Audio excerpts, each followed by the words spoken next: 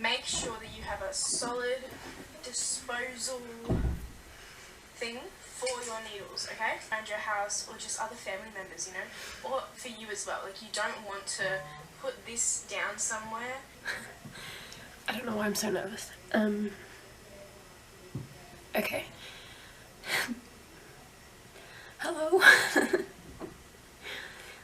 It's been a little while since I have been here on the YouTube.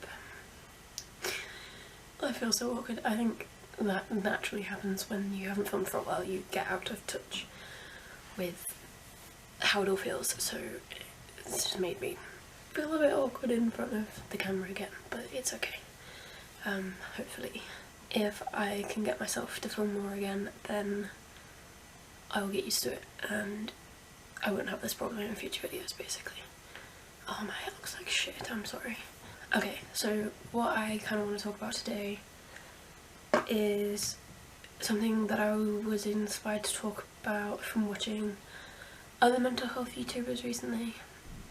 That's the matter of self-harm scars in summer. So obviously the circumstance right now is that everyone is self-isolating, so we're not really going out and about and living our lives as normal, but it's still coming into summer and warmer weather, warmer sunnier weather, and really in this sort of time you want to be spending as much time as you can, like outside, you know, taking that one walk a day if you can, spending time in your garden and all of that jazz. And so for that, you know, you want to be able to wear stuff that you feel comfortable in, but that also means that you don't want to be, you might have to wear things or want to wear things that are going to show more of your body, because that's the way you're going to stay coolest, obviously. And that can be really difficult when you have self-harm scars. Even if you're not going to be seen by that many people, it's about more feeling comfortable in yourself and in your own body. And maybe you haven't had your scars out in front of your family yet, or you know, you want to be able to freely post pictures on Instagram, or you know, have FaceTime calls with your friends sat outside in the sun, and there's a tendency to feel uncomfortable when you have self-harm scars wearing them out, because we can feel ashamed because of it, we can feel embarrassed, we can feel like we don't want other people to see it, and we don't want them to see it and ask questions, or to see it and be worried about you if it's your family or people you care about. So yeah, there's a lot of issues that are raised when it comes to being comfortable wearing normal summer clothes and having your scars out in the summer. Now, I relate to this, having struggled with self-harm myself and having self-harm scars. Yeah, it's a difficult thing having to have them out and knowing that people might see that, and you know, they might have some sort of thoughts on the matter, and you're gonna, I don't know, if you're like me, you'll overthink it and you'll worry about it. So even before it was summer, for my job, I have to wear a short-sleeved shirt. I guess it comes to about here-ish, maybe a bit higher. I remember on the first day that I walked into work, I had a black long-sleeve top on underneath my work shirt, because I was just really worried about having my arms and my scars out, and I just didn't want it to be a thing, so I wanted to try and wear that underneath. It was cold at the time anyway, but I wasn't wearing it because I wanted to stay warm. You get warm while you're going around in the job anyway, so I wanted to wear it just because I wanted to cover my scars, and I didn't want it to be a thing in my workplace where, you know, it might be a conversation with anybody. I didn't want to talk about it, I didn't want it to be a thing. But yeah, when I tried to do that, one of my managers on the first day told me I wasn't allowed to wear the long sleeve top underneath, so I didn't question it. I was very nervous and very anxious, very worried, but I had to take off the long sleeve top and just go into work. And you know, for like a while starting work, I found that really difficult, and it would be something that I was thinking about like a lot of the time. But throughout my job as well, I was still struggling with self-harm on and off. Yeah, before it was even summer, I was going through a period of time where I was forced to have my arms out, and the reality of it was that nobody ever really mentioned it.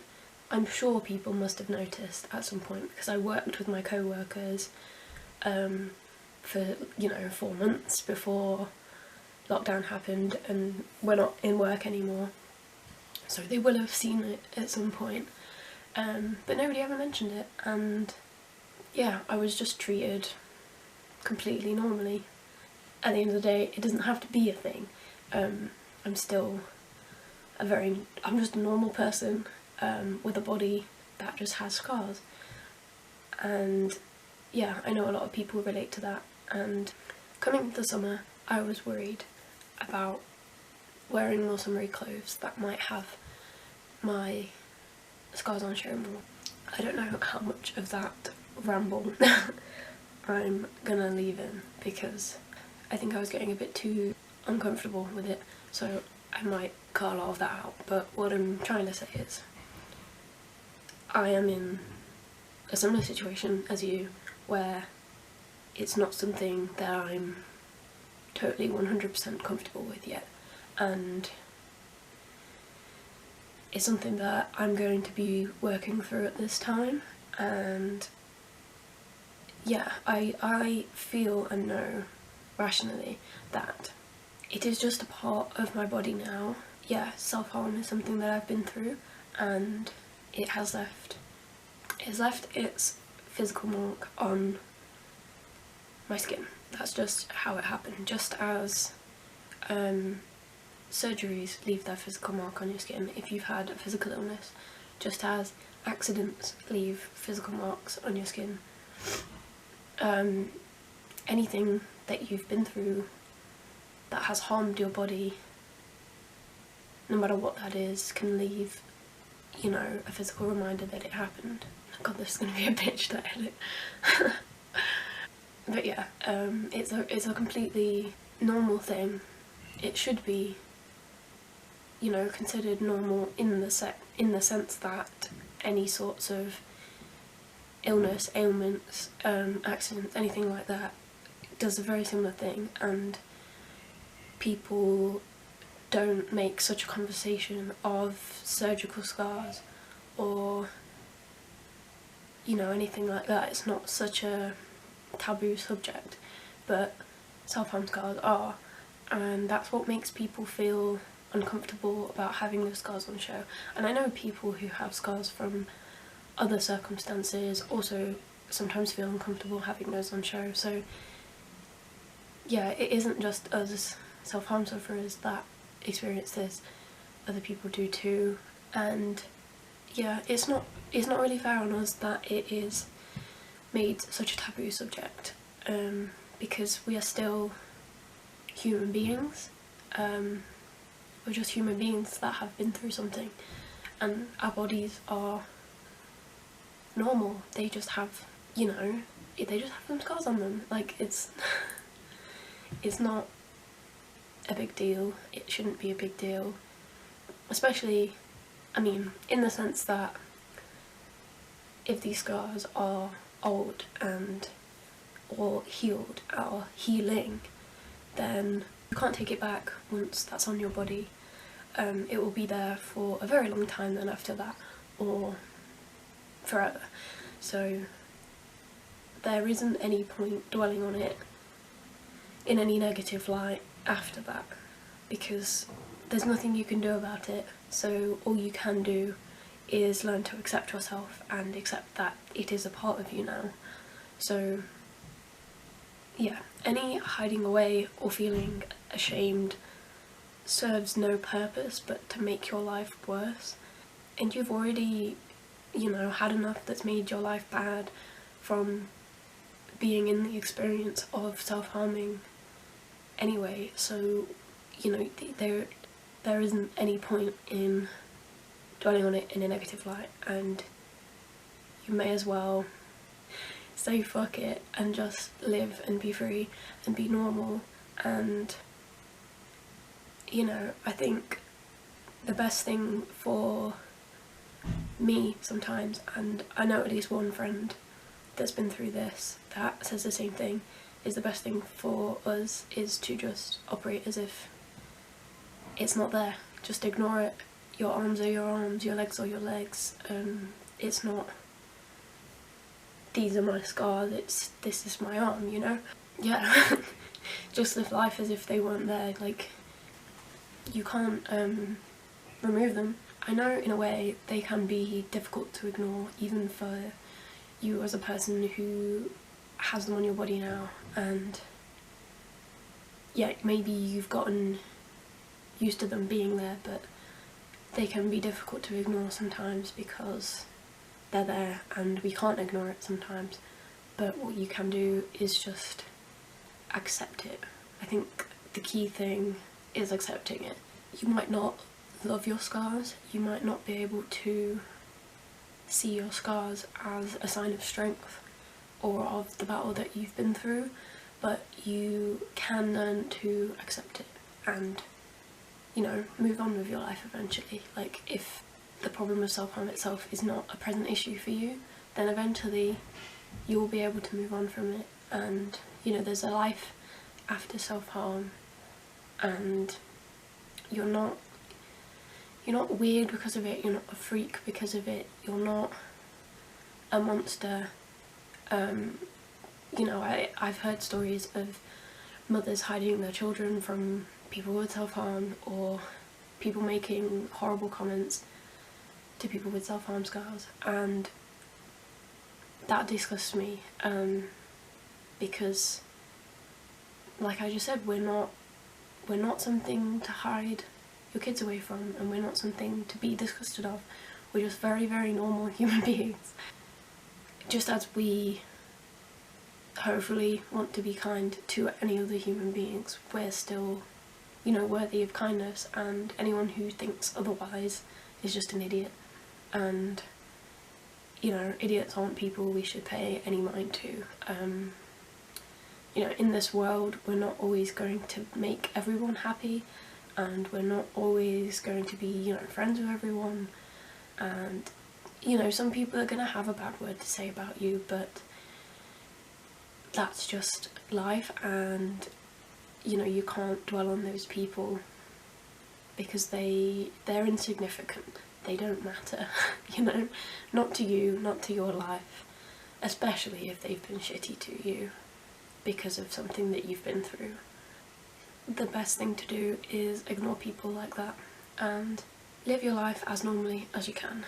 And, you know, if you're uncomfortable with having your scars out, know that I am in the same position and I struggle with that still, but I am going to work on it, and I hope that you're able to work on it too, you know. Always make sure that you're safe. If you have people in your life that are rude about it, cut them out if you can. If you have family members that aren't aware of the problem yet, but you want to be able to, you know, go through summer and not be overheating all the time, then it's worth having that conversation with them as best you can. If it's something that you don't feel like you could verbally talk about, maybe write the family member a letter and give that letter to them so that they know what you've been through and what has happened. Because if you then want to wear your scars out, I guess, then when that first happens, if the people around you already know about the matter, if these are people that you care about, then they're not going to be shocked when they first see it, and instead they'll already know. And if you know, say that you're not really ready to talk about it, then, you know, you can make sure that they know not to bring it up, because if that serves no purpose for you or them, then there's no need for it, you know. So you may as well inform them and let them know, so that it doesn't become an issue. Because if you have them out for the first time in front of people that love you and they don't know what's happened, they're going to be inclined to come and ask you if you are okay or what has happened. So to deal with, you know, informing them of what's happened in a way that you are comfortable with and you can process it easiest, so that you can live, you know, through summer with your arms out, or wherever. Yeah, it helps to make sure that they know. Obviously if you know, you don't have to go around telling every stranger what you've been through so that they don't ask questions about your self-harm. I only mean talking about it to the people that matter. Yeah, if it's strangers in the street that are gonna see and they're gonna look, you might not see those people ever again. If you live in the same neighbourhood, maybe you'll see them again, but if they're not a part of your life, and if they're not your friend, and if they're not, you know, someone that matters, then you know, just ignore that. It doesn't matter. Whatever they might think about your scars is their problem, not yours, and, you know, they'll probably never mention it, but if they were to come up to you and say anything, what I would hope is that, you know, that if it happened to me, that I would have the strength to tell them that it's none of their business, for one. If they're polite, if they say something, you know, just nice and with concern, maybe I would, you know, take the advice of other mental health YouTubers and influencers that I've seen, and just say, you know, that I've been through something but I'm better now. That's a very good way to deal with it, but they don't need to know more than that. They don't matter to you in your life enough to know more than that. So that's all you have to say, really. Yeah, and I know that if I was asked about it, I would also be anxious and I wouldn't know what to do, and it'd make me uncomfortable. But the bottom line is that I don't have anything to be ashamed about. This is just my body now. This is just something I've been through, and yeah, it would serve no purpose to be ashamed. I have nothing to be ashamed about. It is an illness that has done this to me, ultimately. Yeah, so it's not like I'm hurting anybody else. I've never done anything to hurt somebody else intentionally. That's not what this is. So yeah, why would I feel guilty about it? Why would I feel embarrassed, you know? Yeah, think about it in whatever way helps you best. Some people do prefer to think about it like, these are my battle scars. If you prefer to operate as if they don't exist, think of them like they're not there, then do that. If you feel as though, I guess more like myself, like I will work on just coexisting with them and accepting that they're there and that's that, then that's what's best, you know? But, you know, if you ask the question of should we cover up our self-harm, I would say no, because we're human beings and we have to live our life, and we can't let it hold us back from, yeah, living freely and doing whatever we want. Like, that's not fair on us, and there's no reason that that should be the case.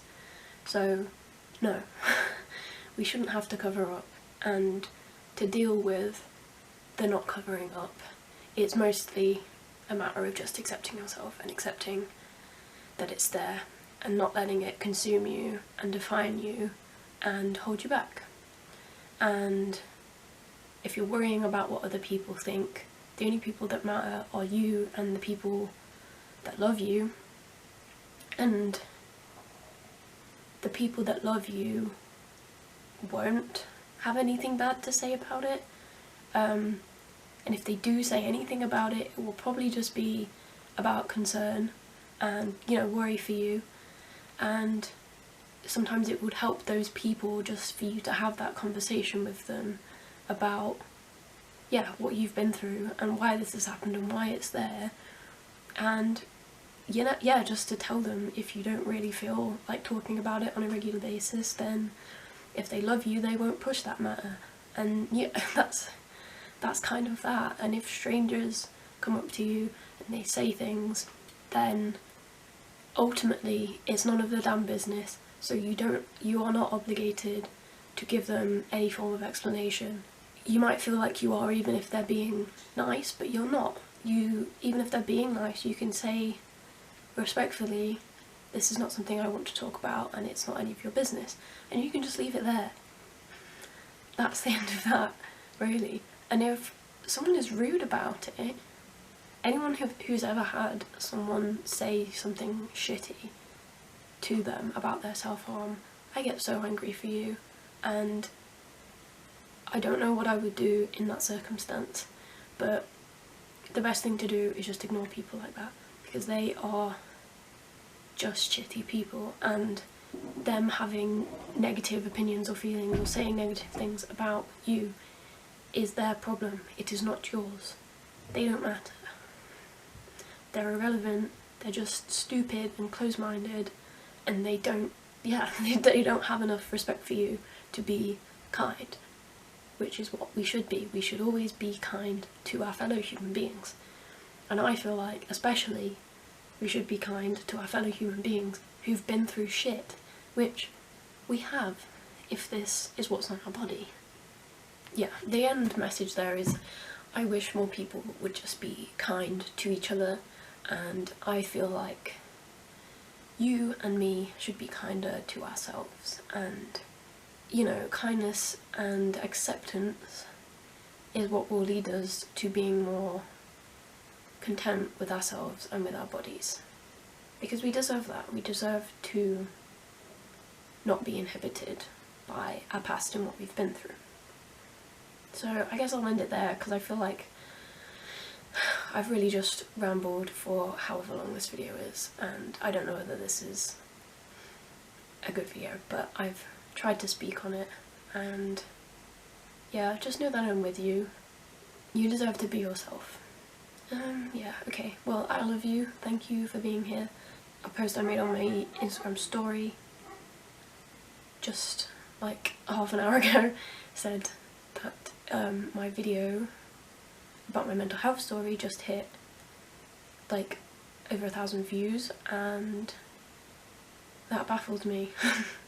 I know compared to a lot of other people's mental health story videos that's not that many views, but for me, having had a video that has been watched by over 1,000 people, it's absolutely insane.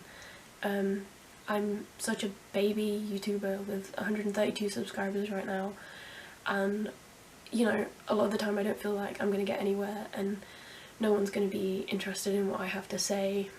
This YouTube thing is not going to become anything more than just a hobby that I do here and there, and a platform for me to help others on a very small scale. And you know, it's totally okay if that is the case, but yeah, I don't know, my heart's just warmed by having had anyone care as much as they have so far about me and my life and my story and what I have to say about things like mental health. Because mental health is important to me, the topic of it is really important to me, and I just want to help where I can, basically. My camera cut off again, but I love you so much. Please stay safe, please. Yeah, be safe. Try to love and accept yourself as much as humanly possible, because you deserve it. Thank you for watching. Like and subscribe if you want. I'll hopefully be posting more in future. Like, I know sometimes I'm a bit shitty about uploading, but you know, we people with mental illness sometimes have periods of time where we can't do much of anything, and it's just about working through that. And yeah, for now I'm still here and I still want to upload, and YouTube is important to me and I love it and I love you, and yeah. Yes, credit to the mental health YouTubers that have spoken about this same topic in the past or recently, because I wouldn't have thought to or had the confidence to talk about this online without them, so thank you. Yeah, bye.